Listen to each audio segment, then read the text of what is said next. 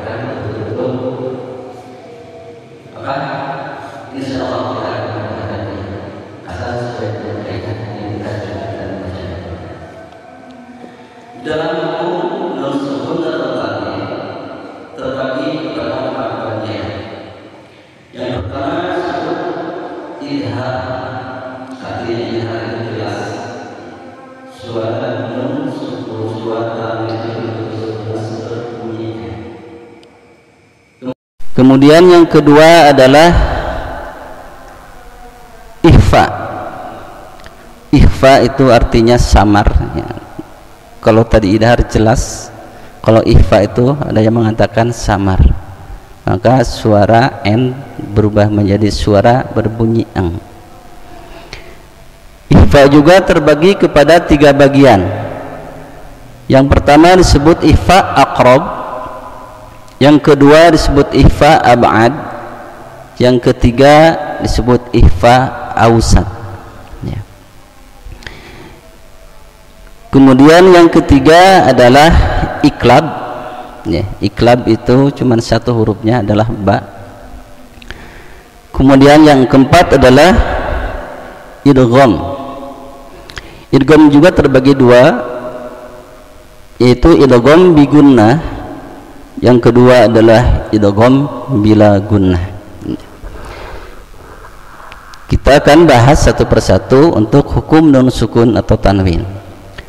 Tapi Idhar di sini adalah nun sukun atau tanwin bertemu salah satu huruf idhar. Huruf idhar ada 6: alif, ha, kha, ain, ghin, kemudian ha. Itu huruf idhar, huruf yang harus dijelaskan, ya. Contoh di sini huruf idhar adalah apabila nun sukun menghadapi huruf alif atau hamzah. Contohnya man, amana, itu jelas sekali nun sukunnya. Atau tanwin menghadapi huruf alif, ghasikin idza waqab. Di sini ghasikin, itu situ tanwin kasrah menghadapi huruf alif, maka disebut idhar. Kemudian contoh nun sukun menghadapi huruf ha, yanhituna, jelas ya, yanhituna, tapi jangan ditekan juga yanhituna, tidak, mengalir aja, yanhituna. Kemudian tanwin menghadapi huruf ha, alimun hakim, ya, alimun hakim, ya, jangan ditekan, alimun hakim, tidak, seperti itu, mengalir saja. Itu contoh huruf idhar. Sekarang contoh huruf ikhfa, ya. Ikhfa artinya nun sukun atau tanwin bertemu salah satu huruf ikhfa. Huruf ikhfa ada 15, ya. Sudah pada ingat 15? Yang ingat coba disebutkan satu persatu. Yang masih ingat Pak Setia?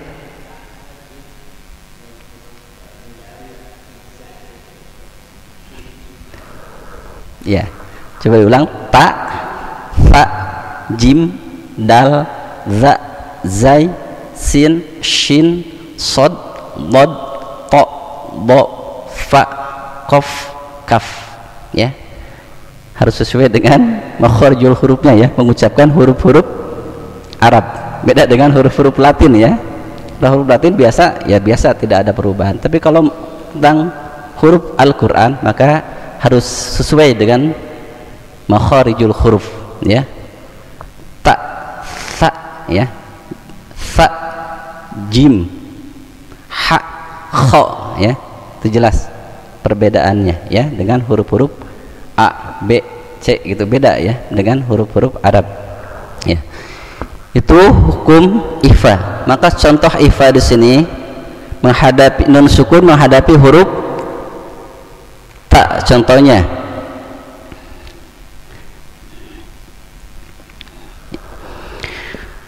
jannatin tajri, ya, nun sukun atau tanwin menghadapi huruf ta.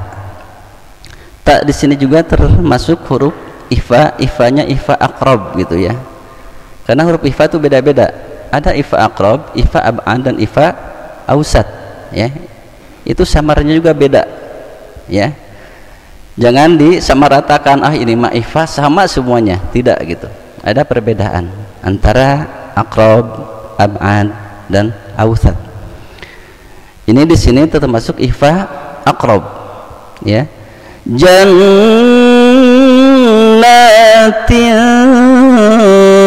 tajri, ya, menghadapi ta. Kemudian menghadapi huruf fa, syihabun thaqib, ya, beda sekali. Kalau menghadapi huruf fa maka disebut ikhfa ausat, itu pertengahan. Kemudian yang ketiga adalah ikhfa aqrab. Huruf ikhfa aqrab ada dua, kaf dengan qaf. Contoh di sini ikhfa aqrab, ikhfa ab'ad, ya. Rizqan qalu, ya, maka lebih tebal huruf samarnya. Rizqan qalu, ya, beda dengan tadi menghadapi huruf ta. Jannatin tajri, ya. Kemudian ifa usyatnya syihabun thaqib, ya. Itu beda-beda gitu antara aqrab, ab'a dan ifa ausat, ya. Kemudian yang ketiga adalah ifa yang ketiga adalah tadi idhar, ifa, kemudian apa yang ketiga? Iklab, yang keempat idgham. Iklab yaitu nun sukun menghadapi huruf ba, cuman satu, ya. Nun sukun atau tanwin menghadapi huruf ba, maka suaranya berubah menjadi suara M, ya. Itu paling mudah untuk ifa. Untuk contoh di sini adalah iklab mim ba'dihi, ya, yang tanwinnya sami'um basir, ya. Itu paling mudah untuk iklab, ya. Kemudian yang terakhir adalah idgham. Idgham terbagi kepada dua bagian. Pertama adalah idgham bi gunnah. Huruf idgham bi gunnah ada 4, ya, mim, nun, waw, itu hurufnya. Kemudian yang idgham bila gunnah ada lam dengan ra, ya, ada 2. Kemudian contoh idgham bi gunnah apabila nun sukun menghadapi huruf ya, contohnya disebut idgham itu memasukkan, ya, memasukkan nun sukun kepada huruf ya, maka didengungkan juga. Man yaqulu, ya, contoh tanwinnya barakun yaj'alun, ya, tanwin menghadapi huruf ya, atau nun sukun menghadapi huruf waw. Miwaq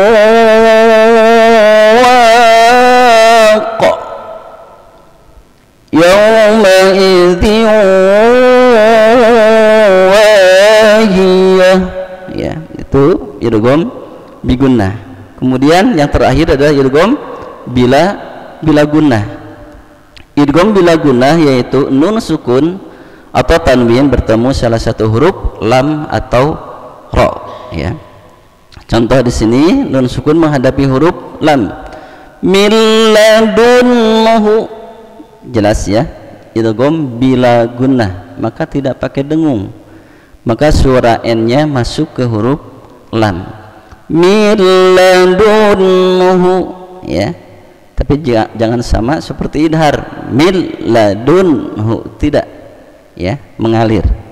Khairul laka, khairul laka, itu tidak jelas, betul-betul tidak pakai gunnah. Mira rabbihim ghafurur rahim, ya, itu idgham bila gunnah. Itu pelajaran untuk apa bulan-bulan yang sudah kita lewati. Untuk materi ini insyaallah kita akan menambahkan tentang gunnah musyaddadah, nun dan mim bertasydid, ya. Huruf gunnah musyaddadah ada 2, nun dan mim bertasydid, ya. Apabila kita menemukan di dalam Al-Qur'an nun ditasydid atau mim ditasydid, maka itu betul-betul didengungkan, ya. Contoh di sini innama,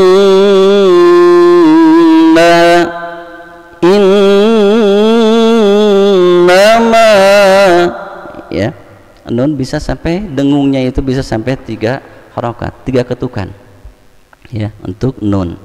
Kemudian contoh mim juga sama, amma summa mimma, ya, itu mim dan nun bertasydid, ya, nun ditasydid dan mim ditasydid, maka itu harus didengungkan. Itu materi untuk kali ini. Di dalam Al-Quran, kalau kita sudah mempelajari ilmu tajwid, maka harus dipraktekkan, ya. Beda dengan pelajaran-pelajaran yang lain. Kita mempelajari ilmu Al-Quran, mempelajari ilmu tajwid, maka kita praktekkan langsung. Karena kalau sudah dipraktekkan, mana yang betul-betul sudah sesuai dengan kaidah ilmu tajwid bacaan kita atau belum, ya, maka kita akan praktekkan di surat An-Nas hari ini, ya. Karena di surat An-Nas banyak hukum-hukum nun dan mim bertasydid, ya. Kita akan sama-sama membaca surat An-Nasnya. Ya, sebentar saya dulu, kemudian Bapak mengikuti insyaallah. A'udzu billahi minasy syaithanir rajim. Ya.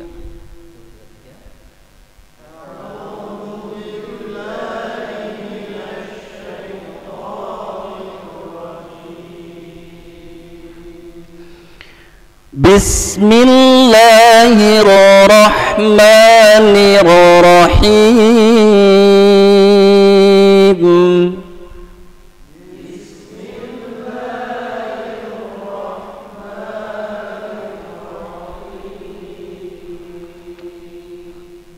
Ingat, bismillah, lahnya itu satu ayunan, dua harokat, tidak melebihi dua harokat, ya. Bagaimana kita menentukan dua harokatnya, Pak?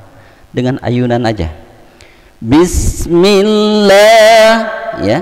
Bismillahirrahmanirrahim. Coba diulang, 1, 2, 3.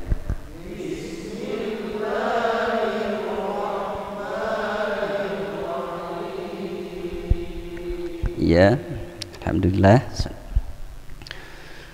Qul a'udzu birabbin nas.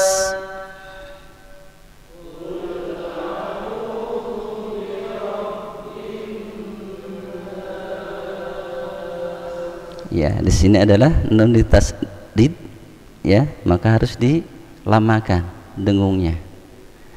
Kemudian kul, tolong lam sukun tidak termasuk huruf qalqalah, tolong tidak dipantulkan. Jangan kul a'u, ya, itu terpantul. Kul, ya, langsung masuk ke huruf berikutnya supaya tidak terpantul. Kul a'udzu birabbin nas. Ya, coba diulang.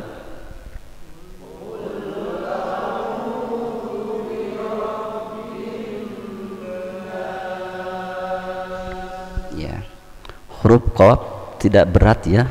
Qul tidak, biasa aja kul, ya. Ada dulu orang-orang, ya, orang tua kita mungkin belum memahami tentang tajwid, ya. Harus qaul qul di bawah tenggorokan, qul enggak, mengalir aja huruf qaf, ya.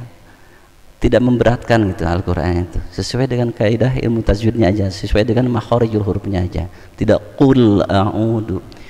Qul a'udzu birabbin nas. Coba diulang.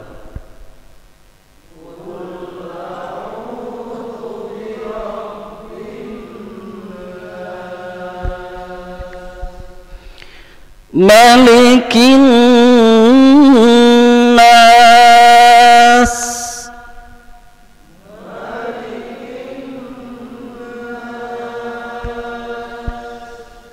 Nah, di sini malikin nas.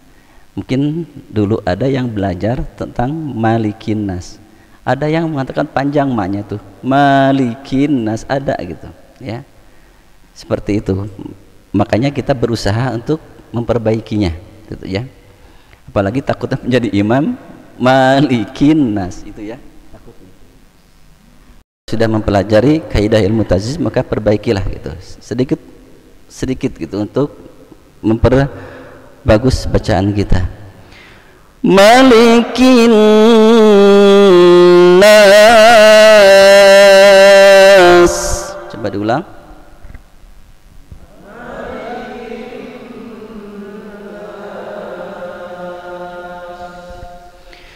Ilahin nas.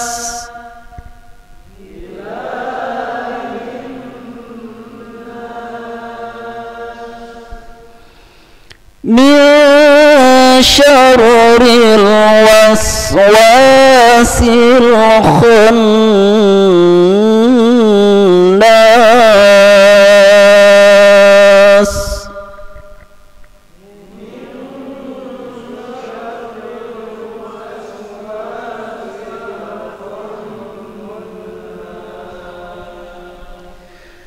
Alladzi yuwaswisu fi sudurin nas.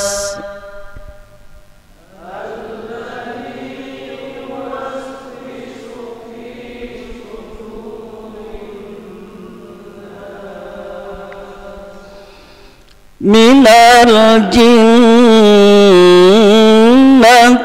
wan nas.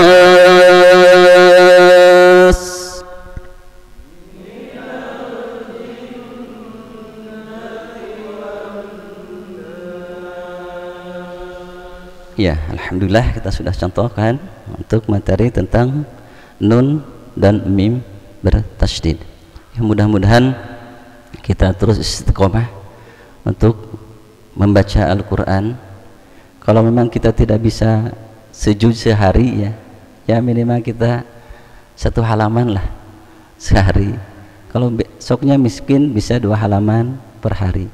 Ya, kalau kita tidak bisa satu juz satu hari misalnya, sebetulnya mudah ya untuk kita membaca Al-Quran 1 juz sehari. Maka setiap kita waktu sholat, maka bacalah 2 halaman, ya, 2 halaman sesudah misalnya subuh, 2 halaman sesudah duhur, asar, maghrib, isya, 2 halaman, maka akan menjadi 1 juz itu. Ya, itu mudah sekali sebetulnya. Tapi yang paling utama adalah keinginan yang kuat, ya, betul. Kalau kita ingin betul-betul gitu membaca Al-Quran 1 juz sehari, pasti bisa, ya. Tapi memang ya itulah keistimewaan Al-Quran. Maka setan itu untuk supaya kita tidak membaca Al-Quran itu kuat juga gitu, ya, karena pahalanya itu betul-betul banyak sekali untuk membaca Al-Quran, ya. Karena ada hadis kan, afdalu ibadati ummati qiraatil Quran, ya, sebaik-baiknya ibadah umatku adalah membaca Al-Quran, ya. Itu istimewanya Al-Quran. Banyak hadis-hadis yang menerangkan tentang Al-Quran. Ya, itu aja untuk pertemuan kali ini. Mudah-mudahan ada guna dan manfaatnya. Mudah-mudahan Allah mencatat sebagai amal kebaikan bagi kita semua. Kita tutup dengan baca hamdalah dan qiyamatul majlis. Alhamdulillahirabbil alamin.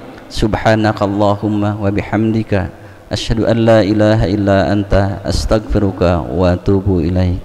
Wassalamualaikum warahmatullahi wabarakatuh.